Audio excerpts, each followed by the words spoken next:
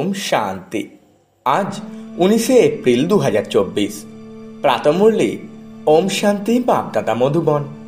বাবা বলছেন, মিষ্টি বাচ্চারা, বাবা এসেছেন সারা দুনিয়ার হাহাকার দূর করে জয় জয়কার করতে। পুরানো দুনিয়াতে আছে হাহাকার, নূতন দুনিয়াতে আছে জয় জয়কার। প্রশ্ন, কোন ঈশ্বরীয় নিয়মে একমাত্র গরিবই বাবার সম্পূর্ণ উত্তরাধিকার নেয়, বিত্তবান নিতে পারে না?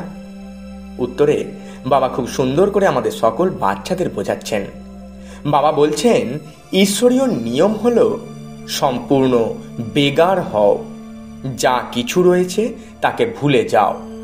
আর গরিব বাচ্চারা সহজেই ভুলে যায়, কিন্তু যারা বিত্তশালী মনে করে নিজেরা স্বর্গে আছে, তারা বুদ্ধি থেকে কিছু ভুলতে পারে না। সেই জন্য যাদের ধন দৌলত মিত্র পরিজন স্মরণে থাকে, তারা সত্যিকারের যোগী হতে পারে না। স্বর্গে ওদের উচ্চ পদ প্রাপ্তি হয় না। ওম শান্তি। মিষ্টি মিষ্টি নিশ্চয় বুদ্ধি সম্পন্ন বাচ্চারা তো ভালো করে জানে, তারা দৃঢ় নিশ্চয় রয়েছে যে বাবা এসেছেন সমস্ত দুনিয়ার ঝগড়া মেটাতে। জ্ঞানী ও বিচক্ষণ বাচ্চা যারা, তারা জানে যে এই দেহে বাবা এসেছেন, যার নামও হলো শিব বাবা। কেন এসেছেন? হাহাকারকে সমাপ্ত করে জয় জয়কার করতে।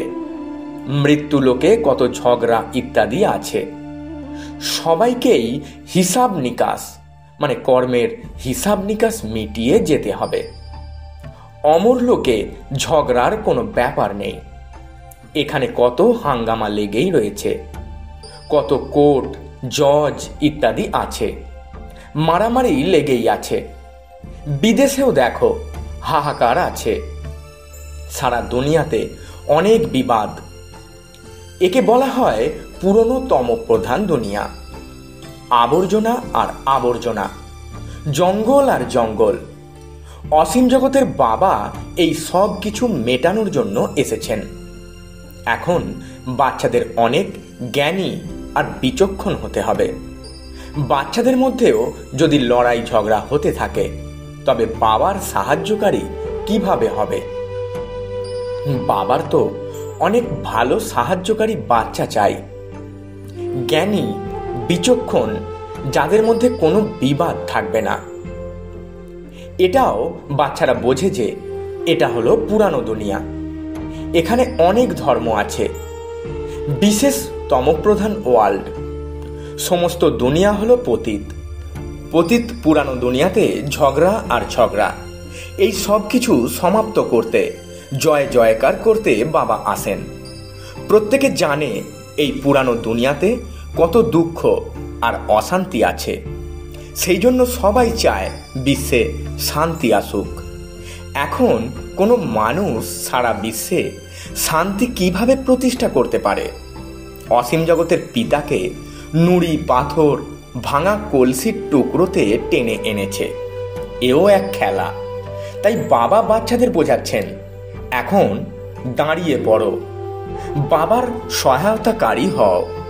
বাবার থেকে নিজের রাজ্যভাগ্য নিতে হবে। কিছুই কম নেই, অগাধ সুখ। বাবা বলেন, মিষ্টি বাচ্চারা, ড্রামা অনুযায়ী বাবা তোমাদের লক্ষ কোটি গুণের ভাগ্যশালী করে তুলতে এসেছেন। ভারতে এই লক্ষ্মীনারায়ণ রাজত্ব করেন। ভারত স্বর্গ ছিল। স্বর্গকেই বলা হয় ওয়ান্ডার অফ ওয়ার্ল্ড। ত্রেতাকেও বলা হবে না। ওই রকম স্বর্গে আসার জন্য বাচ্চাদের পুরুষার্থ করা উচিত। সর্বপ্রথমেই আশা চাই। বাচ্চারা চায়ও যে আমরা স্বর্গে আসব, লক্ষ্মী বা নারায়ণ হব। এখন এই পুরানো দুনিয়াতে অনেক হাহাকার হবে। রক্তের অনেক নদী বইবে। রক্তের নদীর পরে ঘিয়ের নদী বইবে। তাকে বলা হবে ক্ষীর সাগর। এখানেও বড় পুষ্করণী বানানো হয়। আর কোনো পার্বণে ওই পুষ্করণীতে এসে দুধ ঢালা হয়। তাতে আবার স্নান করে। শিবলিঙ্গের উপরেও দুধ ঢালে। সত্যযুগেরও একটা মহিমা আছে যে সেখানে ঘি দুধের নদী আছে। ওই রকম কোনো ব্যাপার নেই। প্রতি 5000 বছর পরে তোমরা বিশ্বের মালিক হও। এই সময় তোমরা হলে গোলাম, আবার তোমরা বাদশাহ হবে। সমস্ত প্রকৃতি তোমার গোলাম হয়ে যাবে। ওখানে কখনো অসময়ে বৃষ্টি পড়ে না, নদী সমূহ উত্তাল হয়ে পড়ে না, কোনো উপদ্রব হয় না। এখানে দেখো কত উপদ্রব। ওখানে বিকারী বৈষ্ণব নয়, যথাযথ বৈষ্ণব থাকে। এখানে কেউ ভেজিটেরিয়ান হলে তাকে বৈষ্ণব বলে, কিন্তু তা বলা যায় না।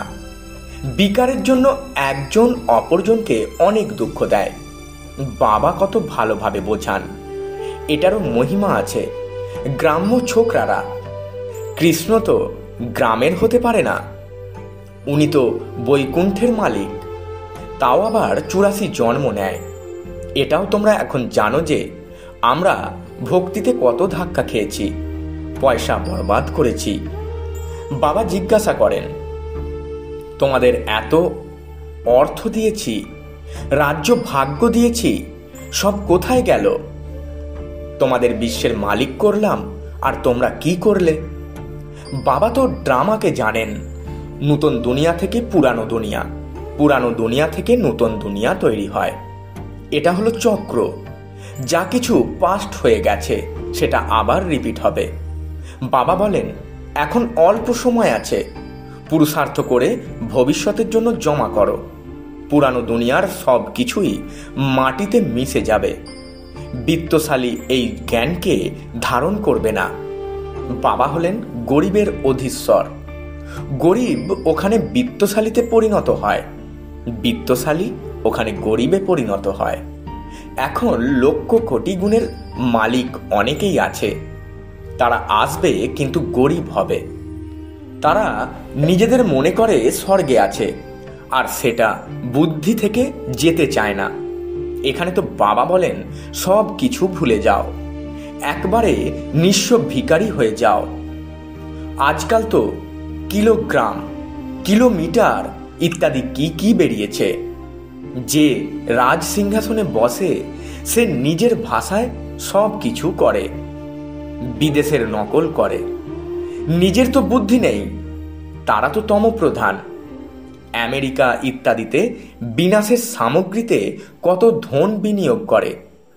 এরোপ্লেন থেকে বম ইত্যাদি ফেলে, আগুন লাগায়। বাবা বলছেন, বাচ্চারা জানে বাবা আসেনি বিনাশ আর স্থাপনা করতে। তোমাদের মধ্যেও বোঝানোর মতো সব নম্বর অনুযায়ী আছে। সবাই এক রকমের সুনিশ্চিত বুদ্ধি সম্পন্ন নয়। বাবা যেমন করেছেন, বাবাকে ফলো করা উচিত। পুরানো দুনিয়াতে এই পাই পয়সা কি করবে?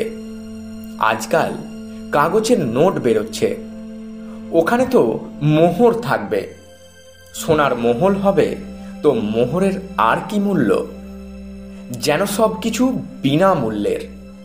ধরনী তো শতপ্রধান থাকবে। এখন তো পুরানো হয়ে গেছে, সেটা হলো শতপ্রধান নূতন দুনিয়া। একদম নূতন জমি হবে। তোমরা সূক্ষ্ম বতনে গেলে সুবিরস ইত্যাদি পান করো, কিন্তু ওখানে বৃক্ষ ইত্যাদি তো থাকেই না, মূল বতনেও থাকে না। যখন তোমরা বৈকুণ্ঠে যাও তখন সেখানে তোমাদের সব কিছু প্রাপ্ত হয়। বুদ্ধি দিয়ে কাজ করো। সূক্ষ্ম বতনে বৃক্ষ থাকে না। বৃক্ষ তো ধরণীর উপরে হয়, আকাশে তো নয়। যদিও নাম হলো ব্রহ্ম মহাতত্ত্ব, কিন্তু তা হলো মহাজাগতিক। আকাশে যেমন স্টার রয়েছে, সেই রকম তোমরা আত্মারাও খুব ছোট ছোট ওখানে থাকো। স্টার দেখতে খুব বড়, এই রকম নয় যে ব্রহ্ম মহাতত্ত্বে কোনো বড় বড় আত্মারা থাকবে। এটা বুদ্ধির দ্বারা বুঝতে হবে, বিচার সাগর মন্থন করতে হবে। আত্মারাও উপরে আছে বলে মনে হয়, ছোট বিন্দু এই আত্মা। এই সব ব্যাপার তোমাদের ধারণ করতে হবে, তবে কাউকে ধারণ করতে পারবে। অবশ্যই টিচার নিজে জানলে তবে তো অপরকে পড়ায়, নইলে আর টিচার কিসের? কিন্তু এখানে টিচারও হলো নম্বর অনুযায়ী। তোমরা অর্থাৎ বাচ্চারা বৈকুণ্ঠকেও বুঝতে পারো। এই রকম নয় যে তোমরা বৈকুণ্ঠ দেখোনি। অনেক বাচ্চারা সাক্ষাৎকার করছে, ওখানে স্বয়ম্বর কিভাবে হয়, কি ভাষা, সব কিছু দেখেছে। পরবর্তীকালেও তোমরা সাক্ষাৎকার করবে, কিন্তু সেই করবে যে যোগযুক্ত হবে। আর যাদের নিজেদের মিত্র পরিজন ধন দৌলত স্মরণে আসতে থাকবে, তারা আর কি দেখবে? সত্যিকারের যোগী শেষ পর্যন্ত থাকবে, যাদের দেখে বাবা খুশি হবেন। বাগিচা ফুলেরই হয়। অনেকে তো 10-15 বছর থেকেও চলে যায়, ওদের বলা হবে আকন্দ ফুল। অনেক ভালো ভালো বাচ্চারা যারা মাম্মা বাবার জন্যেও ডাইরেকশন নিয়ে আসতো, ড্রিল করতো, তারা আজ নেই। এই বাচ্চারাও জানে, আর বাবাও জানেন, মায়া খুবই প্রভাবশালী। এ হলো মায়ার সাথে গুপ্ত লড়াই, গুপ্ত ঝড়। বাবা বলেন মায়া তোমাদের অনেক হয়রান করবে। এটা হার জিতের পূর্ব নির্ধারিত ড্রামা। তোমাদের লড়াই কোনো হাতিয়ারের দ্বারা নয়। এ তো ভারতের অত্যন্ত প্রসিদ্ধ প্রাচীন যোগ, যে যোগ বলের দ্বারা তোমরা এই রকম হয়েছ। বাহুবলের দ্বারা কেউ বিশ্বের বাদশাহী নিতে পারে না। খেলাও হলো ওয়ান্ডারফুল। গল্প আছে, 2 বিড়াল মাখনের জন্য লড়াই করে, আর তৃতীয় কেউ তা খেয়ে নেয়। বলা হয় সেকেন্ডে বিশ্বের বাদশাহী। বাচ্চারা সাক্ষাৎকার করে, গল্প আছে, কৃষ্ণের মুখে মাখন আছে। বাস্তবে কৃষ্ণের মুখে নতুন দুনিয়া দেখা যায়। যোগ বলের দ্বারা তোমরা বিশ্বের বাদশাহী রূপী মাখন নিয়ে থাকো। রাজত্বের জন্য কত সংঘর্ষ হয়, আর সংঘর্ষের জন্য কত শেষ হয়ে যায়। এই পুরানো দুনিয়ার হিসাবপত্র মিটে যাবে। এই পুরানো দুনিয়ার কোনো জিনিসই থাকার নয়। বাবার শ্রীমত হলো, বাচ্চারা, see no evil, hear no evil. ওরা বাঁদরদের একটি চিত্র তৈরি করেছে। আজকাল তো মানুষেরও তৈরি করে। পূর্বে চীনের দিক থেকে হাতির দাঁতের জিনিস আসতো, চুড়িও কাঁচের পড়তো। এখানে তো গয়না ইত্যাদি পরার জন্য নাক কান ইত্যাদি ছেদন করে। সত্যযুগে নাক কান ছেদন করার দরকার নেই। এখানে তো মায়া এমন যে সবার নাক কান কেটে নেয়। তোমরা বাচ্চারা এখন স্বচ্ছ হচ্ছ। ওখানে ন্যাচারাল বিউটি থাকে। কোনো জিনিস মানে প্রসাধনী লাগানোর দরকার নেই। এখানে তো শরীরই তমপ্রধান তত্ত্ব দ্বারা নির্মিত, সেই জন্য রোগ ইত্যাদি হয়ে থাকে। ওখানে এসব ব্যাপার নেই। এখন তোমরা এই আত্মারা খুব খুশিতে থাকো যে আমাদের অসীম জগতের পিতা পড়াশোনা করিয়ে নর থেকে নারায়ণ বা অমরপুরীর মালিক করে তোলেন। সেই জন্য কথিত আছে, অতীন্দ্রিয় সুখ কি জানতে হলে গোপ গোপীদের থেকে জানতে চাও। ভক্তরা এই কথা জানে না। তোমাদের মধ্যেও অনেক খুশি থাকে, আর এই কথা স্মরণে থাকে। এই রকম বাচ্চারা খুবই কম। অবলাদের উপরে কত অত্যাচার হয়, যা কিছু দ্রৌপদীর জন্য কথিত আছে, প্র্যাকটিক্যালে সেসব ঘটে চলেছে। দ্রৌপদী কেন আকুতি জানিয়েছিলেন সেটা মানুষ জানে না। বাবা বুঝিয়েছেন, তোমরা সবাই হলে দ্রৌপদী। এই রকম নয় যে ফিমেল সর্বদা ফিমেলই হবে। 2 বার ফিমেল হতে পারে, তার বেশি না। মাতারা আকুতি জানায়, বাবা রক্ষা করো। বিকারের জন্য দুঃশাসন আমাদের হয়রান করছে। একে বলা হয় বেশ্যালয়। স্বর্গকে বলা হয় শিবালয়। বেশ্যালয় হলো রাবণের স্থাপনা, আর শিবালয় হলো শিব বাবার স্থাপনা। আর তোমাদের নলেজও দেন। বাবাকে নলেজ ফুলও বলা হয়। নলেজ ফুল মানে এই রকম নয় যে সবার হৃদয়কে জানতে পারবে। এতে কি লাভ হবে? বাবা বলেন, এই সৃষ্টির আদি মধ্য অন্তের নলেজ আমি ছাড়া কেউ দিতে পারে না। আমি বসে তোমাদের পড়াই। একমাত্র বাবাই হলেন জ্ঞানের সাগর। সত্যযুগে হলো ভক্তির প্রারব্ধ। সত্যযুগ ত্রেতা যুগে ভক্তি বলে কিছু থাকে না। পড়াশোনার দ্বারাই রাজধানী স্থাপন হচ্ছে। প্রেসিডেন্ট ইত্যাদিকে দেখো, কত উপদেষ্টা মণ্ডলী রয়েছে। অ্যাডভাইস দেওয়ার জন্য উপদেষ্টা রাখে। সত্যযুগে উপদেশক রাখার কোনো দরকার পড়ে না। এখন বাবা তোমাদের বুদ্ধিমান করে তুলছেন। এই লক্ষ্মীনারায়ণ দেখো কত বুদ্ধিমান ছিল। অসীম জগতের বাদশাহী বাবার থেকে পাওয়া যায়। বাবারই শিব জয়ন্তী পালন করা হয়। শিব বাবা অবশ্যই ভারতে এসে বিশ্বের মালিক করে দিয়ে গেছেন। লক্ষ বছরের ব্যাপার নয়, এই তো কালকের কথা। আচ্ছা, বেশি আর কি বোঝাবো? বাবা বলেন, মন মোনা ভাবো। বাস্তবে এই পড়াশোনা হলো কেবলমাত্র ইশারা। আচ্ছা, মিষ্টি মিষ্টি হারানিধি বাচ্চাদের প্রতি মাতা পিতা বাপদাদার স্মরণে স্নেহ সুমন আর সুপ্রভাত। আত্মাদের পিতা তার আত্মারূপী বাচ্চাদেরকে জানাচ্ছেন নমস্কার। আমরা আত্মারূপী বাচ্চারা আমাদের আত্মারূপী মাতা পিতা বাপদাদাকে জানাই স্মরণে স্নেহ সুমন আর সুপ্রভাত এবং শত কোটি নমস্কার। ধারণার জন্য মুখ্য সার। প্রথম পয়েন্ট, বাবার সম্পূর্ণ সহযোগী হওয়ার জন্য জ্ঞানী বিচক্ষণ হতে হবে। মনের মধ্যে কোনো দ্বন্দ্ব যেন না থাকে। দ্বিতীয় পয়েন্ট, স্থাপনা আর বিনাশের কর্তব্যকে দেখে সম্পূর্ণ সুনিশ্চিত হয়ে বাবাকে ফলো করতে হবে। পুরানো দুনিয়ার পাই পয়সার থেকে বুদ্ধিকে মুক্ত করে সম্পূর্ণ নিঃস্ব হতে হবে। মিত্র পরিজন ধন দৌলত ইত্যাদি সব কিছু ভুলে যেতে হবে। বরদান, সংগঠনে থেকে সকলের স্নেহী হয়ে বুদ্ধির আশ্রয় এক বাবাকে বানানো কর্মযোগী ভব।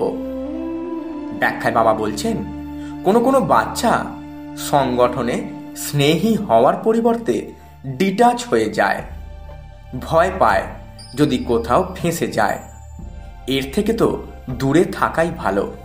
কিন্তু না, 21 জন্ম পরিবারে থাকতে হবে। যদি ভয় পেয়ে দূরে থাকো তাহলে এটাও এক প্রকারের কর্ম সন্ন্যাসীর সংস্কার। কর্মযোগী হতে হবে, কর্ম সন্ন্যাসী নয়। সংগঠনে থাকো, সকলের স্নেহী হও, কিন্তু বুদ্ধির আশ্রয় হলেন এক বাবা, দ্বিতীয় কেউ নয়। বুদ্ধি যেন কোনো আত্মার সাথে তার গুণ বা কোনো বিশেষত্বের প্রতি আকৃষ্ট না হয়, তবে বলা হবে কর্মযোগী, পবিত্র আত্মা। স্লোগান, বাপদাদার রাইট হ্যান্ড হও, লেফট হ্যান্ড নয়। ওম শান্তি, নমস্কার।